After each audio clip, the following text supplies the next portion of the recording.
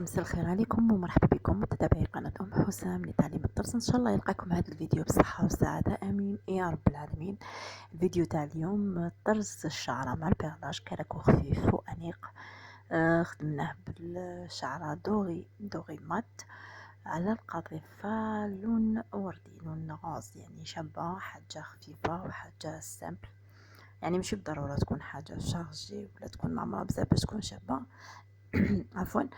هذا كراكوب بالبيرلاج الحر، يعني كله بيرلاج حر ومخدوم بالشعرة الحرة والقاذفة الحرة.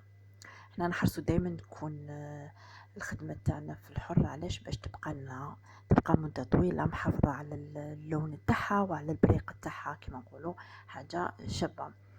اللي يحبوا حاجة خفيفة هاي لكم طرز مع البيرلاج، يعني حاجة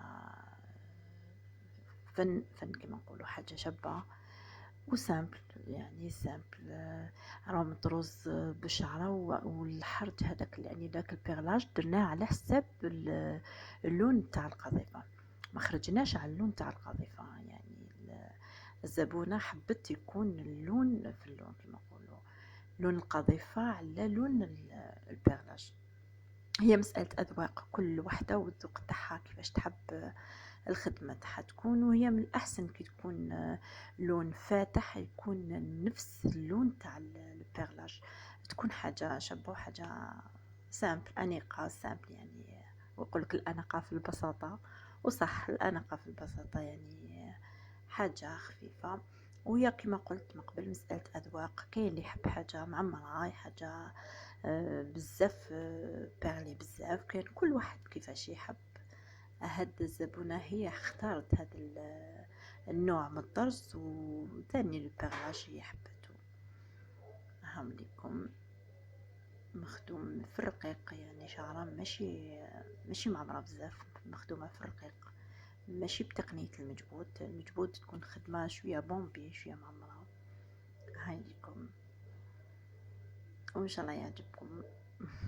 وفضلا وليس أمرا تدعموني بجيم وتعليقات واشتراك. اللي حب يشترك مرحبا بكم، اللي حب يسأل ويستفسر ويحب حاجة يتعلمها ولا مرحبا بكم. أختكم حسام تجاوبكم بكل صدر رحب، وماذا بيا كامل البنات ومام السيدات في البيوت يحبوا يتعلموا. صدقوني الصنعة هما وشان كما وشعار تاعي دايما، وصدقوني الصنعة تحبوها وتعزوها تمثلكم خيرات الله، يعني ما تندموش، عمركم ما تندموا وإلا تعلمتوا الصنعة فيها خير كبير وفيها رزق كبير اللي يعرف يستعملها ويحافظ عليها.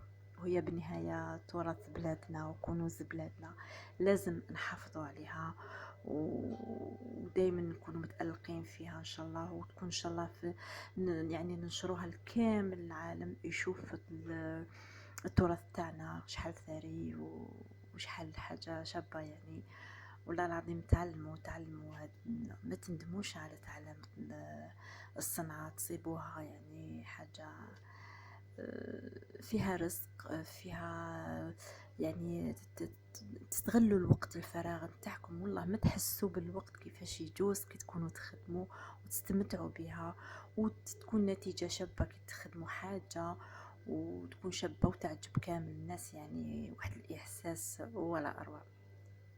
سلام وفي أمان الله. إن شاء الله الفيديو يعجبكم، وإن شاء الله مزيد من الفيديوهات، إن شاء الله نزيدوا نطرقوا الحاجات ما أكثر. في أمان الله.